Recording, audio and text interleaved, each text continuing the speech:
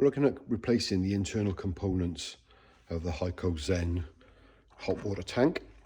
First of all, you need to make sure the unit's isolated from electric and that it's cooled down or run cold. On the top lid there are 2 screws which need to be removed. Once they are removed, the back of the unit cantilevers forward and comes off with a little clip on the front. That then exposes the PCB board and the internal workings. To remove the board, you first need to remove the 13mm brass nut and then remove the wires, the connecting wires, taking note of their locations. You then remove the 2 edge connectors, the one marked thermistor and the one marked tap connector, and they just push off the edge of the board. And then proceed to remove the 3 retaining screws which secure the board in place.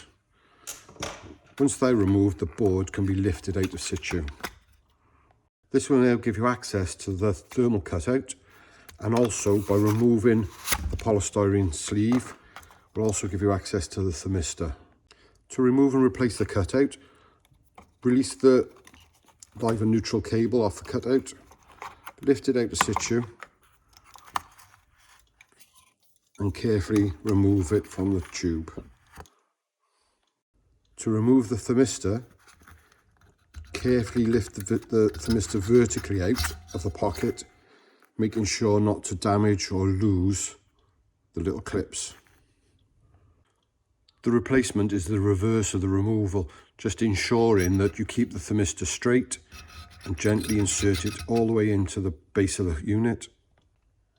And when fully inserted, the top should be flush. Reinsert the cutout bulb all the way to the bottom of the tank. Wind anti-clockwise the excess and locate the cutout into its position. Refit the polythene sleeve, ensuring that the thermistor cable and the tap connector cable are accessible. Reinstall the main supply cables. Locate the PCB board back into its fixing and slide the edge connectors back into the required place on the PCB boards.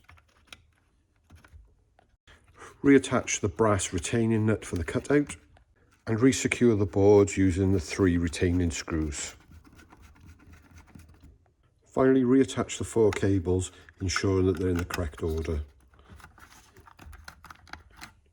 Reattach the top lid and secure with the 2 retaining screws.